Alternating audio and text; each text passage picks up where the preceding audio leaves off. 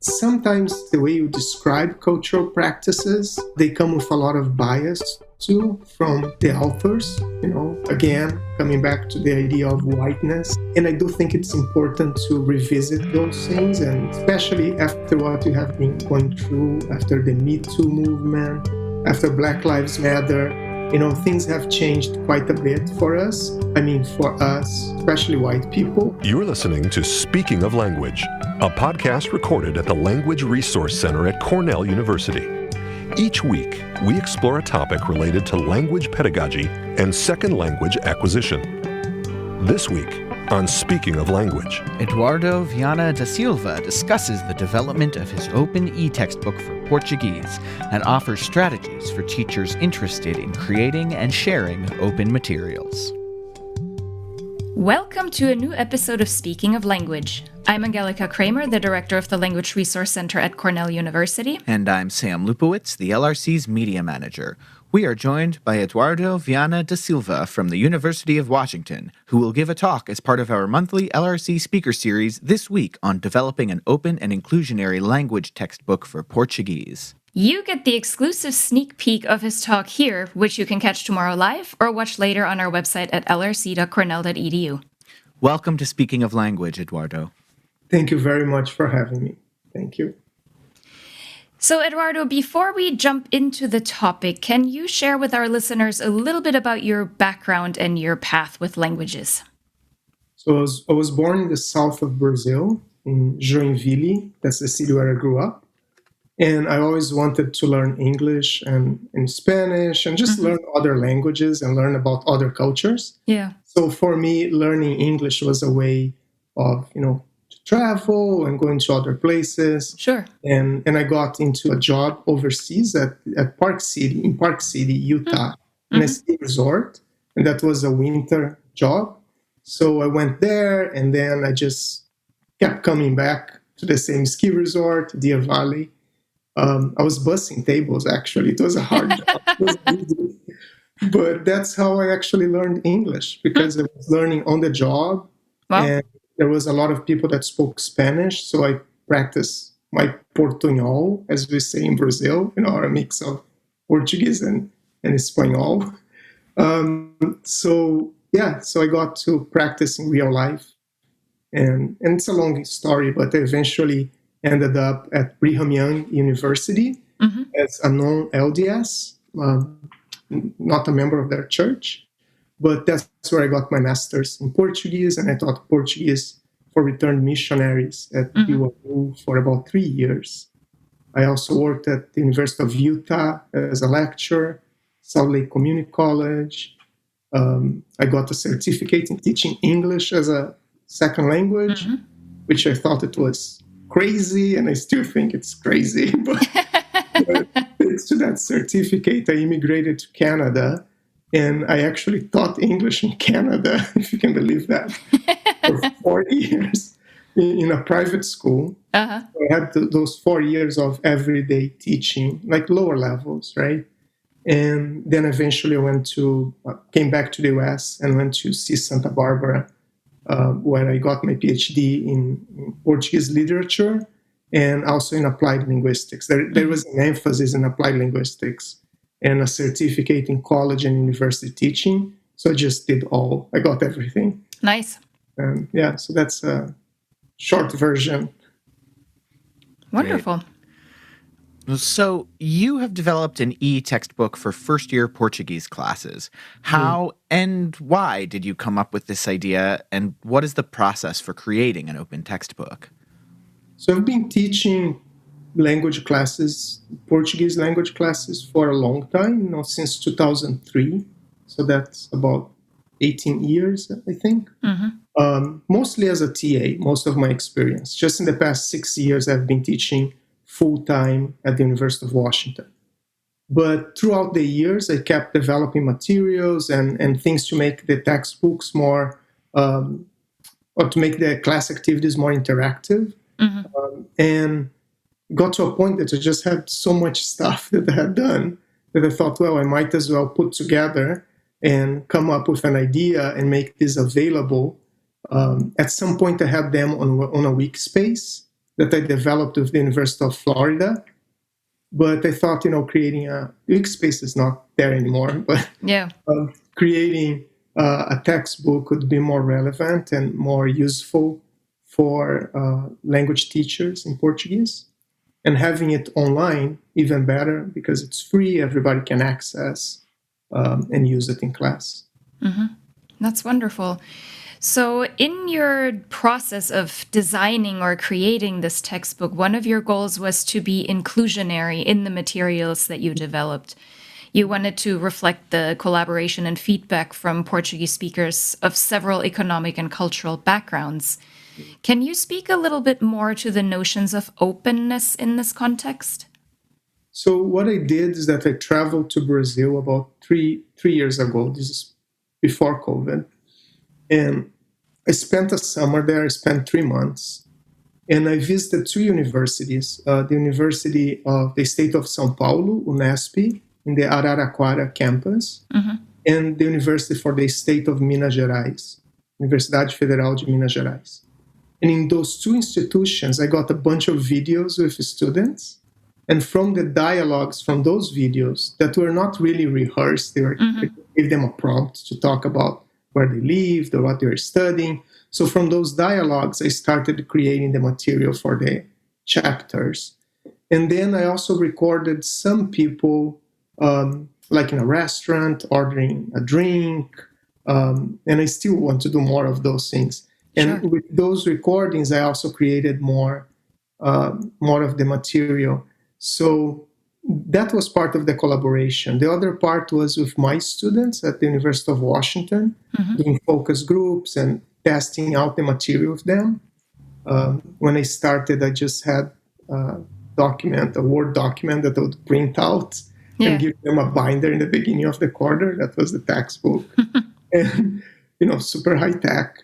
And then we would work together and just, they would give me feedback and tell me things that were not working, find typos. That's so hard. There's so many typos everywhere. And then I started creating the material that way. But talking about the inclusion, that's the collaboration part. And there are also other teachers who have been using the material and give me feedback too, especially Carlos Pio at UPenn and Ellen Oliveira at University of Southern California. They have been great helpers for me. Like, they help me a lot. But on the inclusion part, I'm gay, and that's part of why I wanted to get out of Brazil in the 90s to be a little bit free. And I thought that having a little bit of LGBTQ in the textbook would be important. Have people of color represented in the textbook. I also thought it would be important. I'm white in Brazil, right? But I come from a working family, a working class family. And I thought that a lot of the textbooks that you have out there in Portuguese, that's what I can talk about, the authors are normally white, and they are high middle class or highly educated, mostly straight people too. So you do get a voice that it comes from that group. When I try to create dialogues for the textbook, it's never how people really talk. If I try to create a dialogue for a restaurant, that's not like a restaurant attendant talks. So I learned that very fast in the beginning of the textbook as well. So I know it can sound a little bit of a cliche of giving voice sometimes, but I think that's really what I was trying to do. Get people to record their voice, what they're saying, and use that literally as the base for the textbook. So you said that you recorded some video segments. Are there other pieces other than the videos and some of the audio materials that you have developed over the years that are particularly suitable for this online format of your textbook? Yeah, it was a surprise, I think, to all of us, right, that you had to be teaching online. That was not ready for, but coincidentally, having this material was easier in some ways because the students could just access the textbook right there. And a lot of students feel comfortable not having a physical copy of it. So before COVID, we were recording with a group of students from the UW, from Brazil. We are recording the chapters, kind of doing an audiobook almost. They're recording everything that was in the chapter, the directions, the list of vocabulary, with the exception of the dialogues that were already recorded. Sure. And I made sure that I got people from different regions of Brazil, so different accents as well. And then as I started writing more the textbook, I focused one chapter on Mozambique, one chapter on Angola. So my idea for the future is actually to get people from Angola and get people from Mozambique to record some of those dialogues, to recreate maybe the dialogues to be more authentic.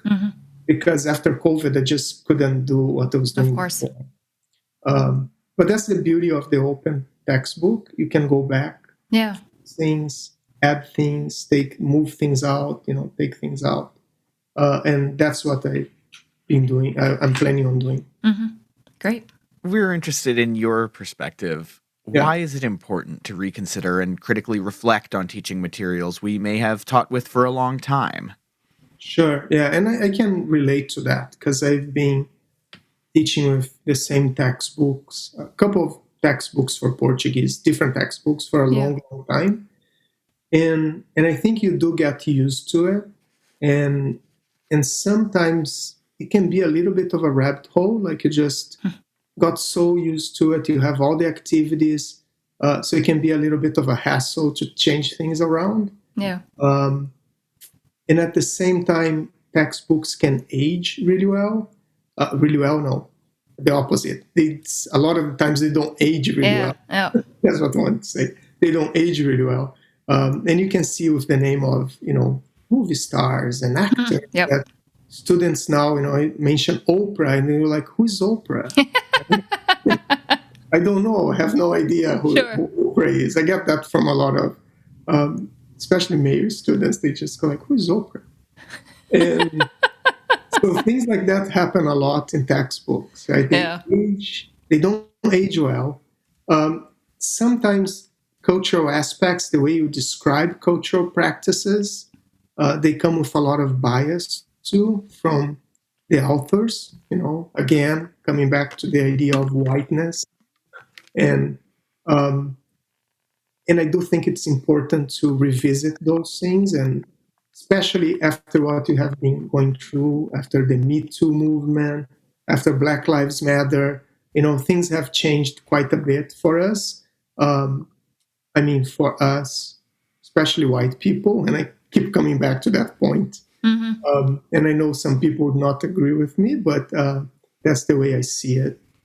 So it's important to be critical. It's important to review what you're doing, rethink your own concepts about culture and how you understand your positionality in the world, both in the United States, in my case as an immigrant from Brazil with a lot of privilege from being someone who is not a person of color in Brazil, right?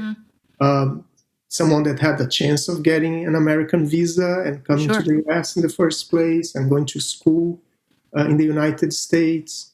And I want to make sure that the textbook doesn't have just my voice and just not my perspective on cultural practices. And that's why I think doing a lot of listening to other people is very important. What feedback have you received so far from the students that you've used the textbook with, and possibly from other colleagues who either collaborated with you, or I don't know if other colleagues have also taught with the textbook already? Yeah, I have some people using it at University of Hawaii, University of California, Santa Barbara, USC is also using it, and I believe UPenn is going to use it in the fall in one of their classes. In California, in Florida too. So one of the things I heard is that because the material is not, it is based on how people talk everyday Portuguese, they hear their students using more of everyday Portuguese in the classroom. So that is represented a lot of the times in contractions. The way we say, instead of saying I'll go to school, we say eu vou para, we say eu vou pra. So that pra, that's the para, it's a lot in a lot of the texts. It's there. Yeah. A lot of times Brazilians don't pronounce the S's in the plurals, don't pronounce the R's in the infinitive form of verbs. So they'll say, instead of say vamos, let's go, they say vamos, right? Vamos. And they start naturally picking up those ways of saying things, which I think it's great because that's how 90% of Brazilians speak anyways. Yeah. So that's one thing. The other thing is there is not a lot of grammar explanation in it. So we use another open source, that's the Português para Principiantes. That's a Portuguese textbook from University of Wisconsin at Madison. So that we use as a support material for the grammar explanations. Okay. And we have been incorporating another OER from University of Texas at Austin. Yeah. That's the Brazil Pod. So we have been incorporating podcasts to our, throughout the textbook. Nice. And I think the smart thing about it, it's, it is an open textbook, and I'm using other open textbooks and open resources to complement what I don't want to do. That's writing a grammar textbook. That's not my idea. And I don't feel even qualified to do it. And I don't want to do it, right? I want to just write a textbook about everyday Portuguese and how we speak. That can come with some criticism from people who are more prescriptive, like in the way, language is. They're like, well, that's how people should talk. And that's not how I see it. I think we should talk as we talk in our communities. And the way I speak English, in my case, is the way I speak English, and it's fine for me. Yeah. And the way that people speak Portuguese in a shanty town in Brazil, in a favela or comunidade, as we say there too, it's their way of communicating, and there is nothing less or more about that. And that you can see in a lot of cultural representations like rap or, funky from Rio, right? The funk music from Rio. And that goes, speaking Portuguese means a lot of things for different people. Or from Portuguese Africa, Mozambique, Angola, or if you are from Brazil, and which part of Brazil, that it's completely different, right? So, What's one piece of advice you would give a colleague who is considering developing open materials? I would say to listen to your students first, to see what they want, like what they need the language for, right? So in my case, our students really want to learn Portuguese to speak. They want to go to Brazil and they want to talk. Some want to do some research as well, which is another set of skills, right? So listen to the students, collaborate with people, and I wouldn't start too big. I would start in small bites because it can be quite overwhelming to develop, depending on you can have an OER that's a whole textbook, or you can have an OER that's something different, right? Smaller, maybe. But I would, just keep calm and carry on. Isn't that what we all need to do these days? That's kind of like COVID. What other choice do we have? Panic. Yeah. Revolution. But it's doable. I think it's very doable. And, for some people means different things. So it could be a manual for a class, could be something that the students put together, perhaps, right? An introduction of the United States, of their area of the United States in that language, or you can create different things. I have one idea that I would like to throw out there for people looking for OERs. Please. And I've been thinking of that for the past 2 years, and I haven't had the time to do it. But I think that could work well with any language. Creating a set of readings. I was thinking of doing that with Portuguese and doing that in collaboration with a couple of colleagues, maybe a colleague from Mozambique, a colleague from Portugal, and and a colleague from Brazil. And then we could select cultural texts about cultural practices in the countries, and create a textbook, not a textbook, but a reading material from that. Could be interviews with people, could be short texts that writers could give to us, maybe for the OER, right? Yeah. Black writers, indigenous writers, or intellectuals, or everyday people, Sure. too, right?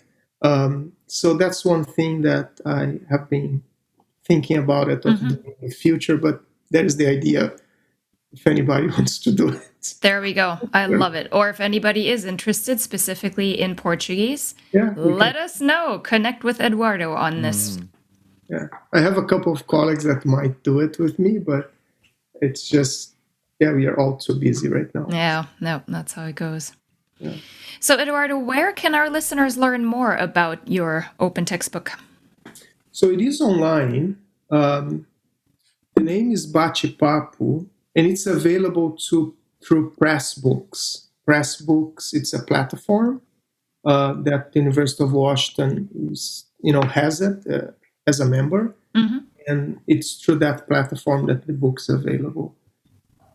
Great, and we'll put the link in the show notes too, so our listeners can directly click on it.